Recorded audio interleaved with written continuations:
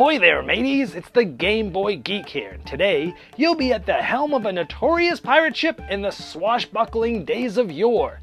You'll be guiding your ship and crew through unforgiving seas in search of fame and fortune. Plunder settlements, trade booty on the black market, hire scurvy crew members, and avoid the ever-vigilant Royal Navy. You're trying to be the first to bury 3 treasures, and you can declare yourself the most nefarious dread pirate of the 7 seas. Tiny Epic Pirates is the next upcoming game in Gamelin Games' popular Tiny Epic series. It's for 1 to 4 players, plays in 30 to 60 minutes, is for ages 14 and up. It mashes together an economic aspect with a fluctuating market, pickup and delivery of booty crates, a rondel for action selection, and combo and engine building with crew cards. It's on Kickstarter right now, so I'm going to show you how the game works, and I'll see you on the other side.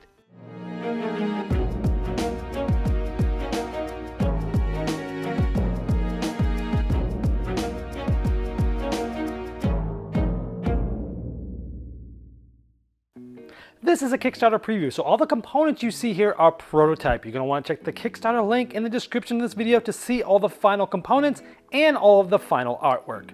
Each player is going to have their own captain, their own crew, their own helm they're managing, and their own legend board to track things on. Now, the object of the game is to be the first to bury all 3 treasures, so it's sort of a race in that way. You begin with the slow ship that can only move 1 by default, the bare minimum crew that you'll add to later.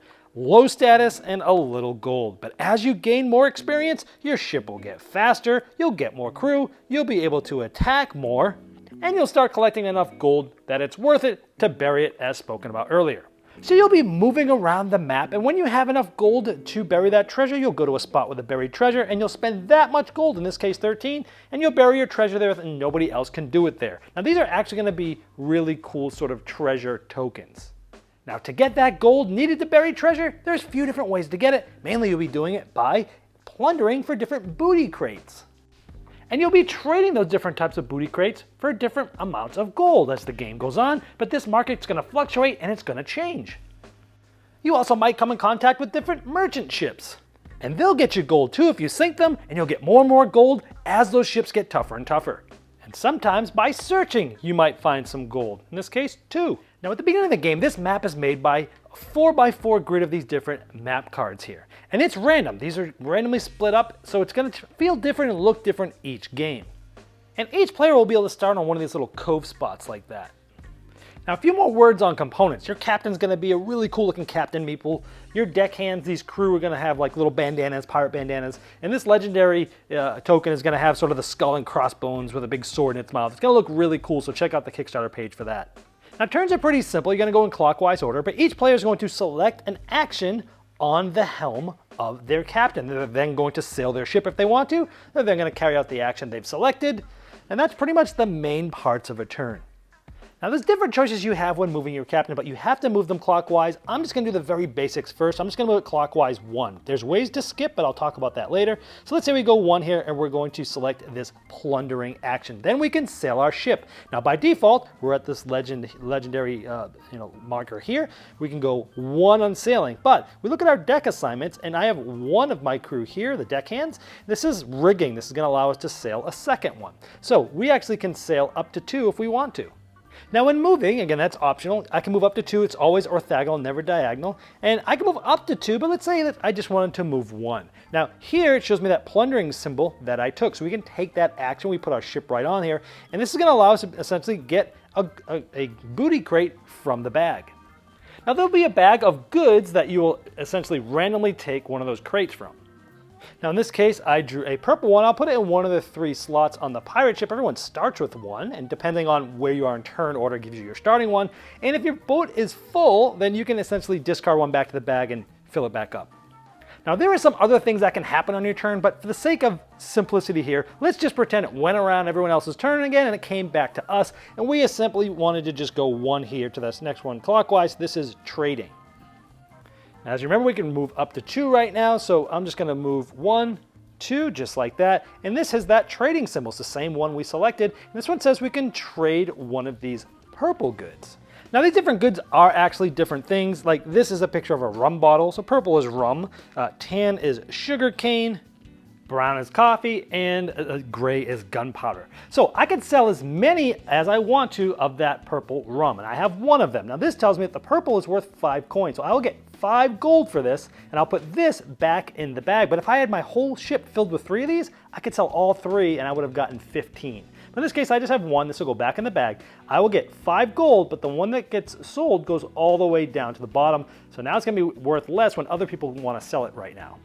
Now again, let's just assume it came back to our turn again. We're just going to do something really simple, move it just once. We're going to show you how all this can be, leveraged a lot differently later. But let's say we go ahead and we do a search. So let's say we move down over to here, and we're going to search, which means if there's a token here like this, we can flip it over and take it. Now some of these things say now, some of them say later. This one I can hold for later, and I can use it for 2 sale movements. So this would be taken in the play area. We can use it when we want. Now, the other tokens can do different things, like getting you gold, and getting you different goods, and doing all sorts of different things. Now, if you notice, we took the search action, and our captain has this thing that says, hey, if we take the search action, we can, from left to right, take some of these extra bonus actions. We could also bury treasure and then plunder in that order. Now, we don't have to do these. These are optional. Let's say I don't have enough. I don't have enough gold to bury treasure, but I could, plunder. So if we had 13 gold, we could have used that bonus action to bury, and then we can plunder. In this case, we'll do that. We'll get an extra, good from the bag, and we'll be able to place it right on our ship just like before. In this case, we'll put it right in the back there. Now let's say on our next turn, we just went this easy route. Clockwise, we just went 1, and this is called crew up. This is adding more crew next to your captain. Now, when you add one of the crews, it's important because they have different, triggering actions. So, for example, if we have this as our crew, when our captain takes the search action, we could, basically trade a good from our ship. We could take one of the crates, put it back in the bag, and take anything we want. Or if we did the trade action, we could then search. Or if we took the attack action, which we haven't gone over yet, when you roll dice, you'll be able to re-roll things and things like that. They also have different numbers on the top, which will be important when we show you about rolling and attacking, but you could take one of these. You could also spend a gold to discard these, put 3 new ones out, and take one of those or not. Now you can have actually 4 crew cards in addition to your captain. If you get more, you have to discard one, but you can just place it here. We'll talk about how these sort of work a little bit more with these dice combos and such in just a moment.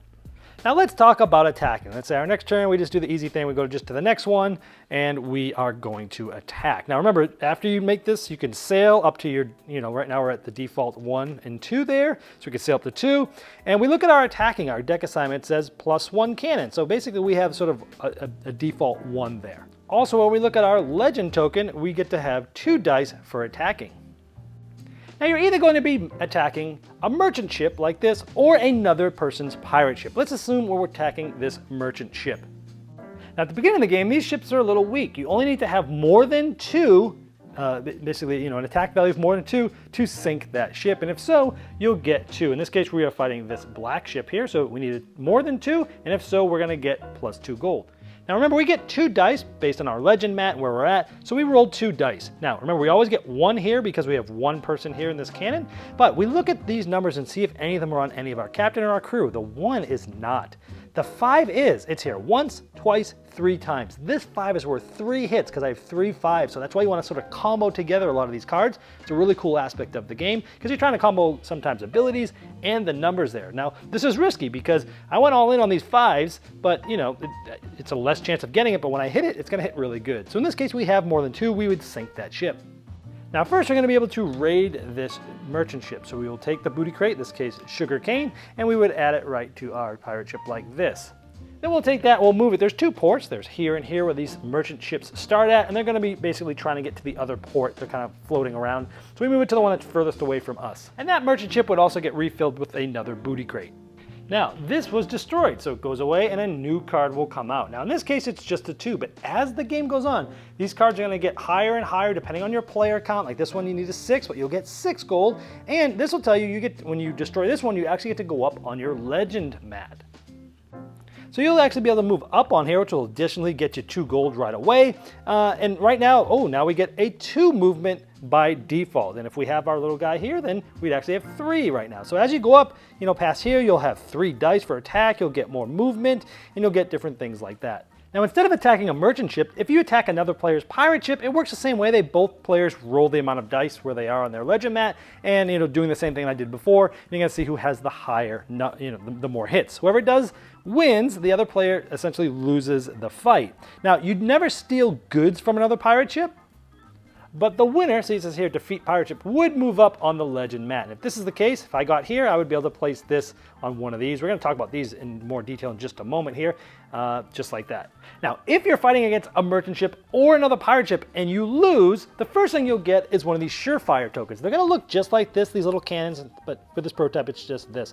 These are really cool because in a future fight, when you attack, when you roll your dice, you can actually get rid of this and spend it and turn this to anything you want, which will really help you with the combos that we talked about earlier with the captain and the crew. You'll also have to take one of your crew and your ship will get jostled, which means one of your crew members has to go from here and has to go to this sort of like repair spot here, the repair, and this essentially is going to make it so that they can't do any of these things because these can have multiple workers. If I had two crew members here, this would be +2, so it'd be 2 plus 3, I could actually move up to 5 right now if I had this person here, but now they've been jostled and now, the ship's been jostled and now they're repairing it. Now I'm going to talk about the last action again, just moving 1 for right now. This is going to be the hideout. Notice I crossed this line, we'll talk about that in a minute. Now if with my allotted movement, I see that icon there, that's the hideout, that's where we actually started at the beginning of the game, and there's not a ship on it, we can go there and cover that up, and we're basically in the hideout.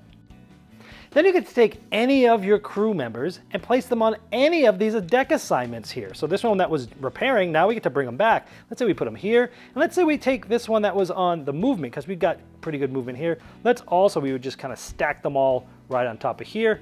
And in this case, I'm gonna show you what this does in a minute. We're gonna be able to get more gold for this, because at the end of this turn, because we've done this, we're gonna go through a few different steps here. So because we've crossed this line, we're going to look at this extort, and we're going to get 1 coin for every crew member here. So I'm going to get 3 coins here. This is going to give us, enough to bury the treasure. Look at that. Then the player to the right of you, who's the active player, is going to be able to move the 2 different merchant ships, orange first and then the black ship. And they're typically just moving this 1. They're pointing towards the port that they want to get to, and they're essentially just moving them 1. They're always going to move somewhat closer to that port there, and they're trying to do that based upon maybe where they are, maybe where other people are, what their attack is, how good is this ship's attack, things like that. But then they're going to move the white navy ship. Now that navy ship's going to move a certain amount depending on how much treasure the active player, who is us, have buried. We haven't buried any yet, so it's only going to move 2, but if we've buried 1, 2, or 3, it's going to move 3, 4, or 5. So the navy ship gets more aggressive. They're on your tail because you've been burying a lot of treasure. Now, this player to the right is going to move this 2 towards me. Now, normally it would attack me, but if you're hiding in a cove, you're hiding and you are safe. So since I took that cove action, they're not able to attack me. However, let's say I didn't, let's say I was just on this, then this navy ship would attack the active player, who was us, and we would lose automatically. And since it's the navy ship that did it, which is this little navy ship here, it says all, you move all of your deckhands right to here. So they all go into the repair spot, and you don't get one of those surefire tokens. So you don't want to get hit by the navy ship. But let's say our board looked like this. Now, remember, we were just going 1 at a time to teach the actions, but let's say we wanted to skip this action and go to trading. We could take one of our deckhands from anywhere, including repair, and place it here and skip right over it and go here, and we would take that trade action. But let's say we wanted to do the crew action next. We could take all these and you choose which ones, and you skip right over them and go right to the crew here. This allows you to, you're giving up abilities and such here to get to the action that you want quicker. And by the way, the order that these are placed in are random, and every players are random. They're not necessarily the same, so everyone's going to have a different sort of setup there as well. Now, even though I have enough deckhands, you can't do this and skip all the way around to the same action. But let's say it looked like this and it's our turn. This one is the only one that you can sort of skip over without doing a deckhand. So for instance, I could skip over like this. Now these were placed on previous turns. So when I skip over them, you're going to be able to place those at any spot here like this. And I would take this action, and because I've crossed this line, we would end up doing that whole stage there. So that's sort of how the movement works and how you can sort of play with your crew members and do different things and put them in different spots and use them to move around faster and take different actions. That's pretty much the whole game. As soon as someone buries their 3rd treasure, you make sure everyone's had an equal amount of turns. And if only one player's buried all 3, they win. If players are tied, then the player that's the highest on the legendary level on their legend mat wins. If it's still a tie, the players with the most gold, and if it's still tied, you share the victory. Well, there you have Tiny Epic Pirates, and as I showed in the overview, it packs quite a bit of different mechanisms, but they all come together in the thematic, streamlined way. If you'd like to see the final art and components and all the different pledge levels available, you can click the link below me in the description of this video, and it will take you directly to the Kickstarter project page, and I'm sure the fine folks at Gamelin Games would love your support. Arrgh.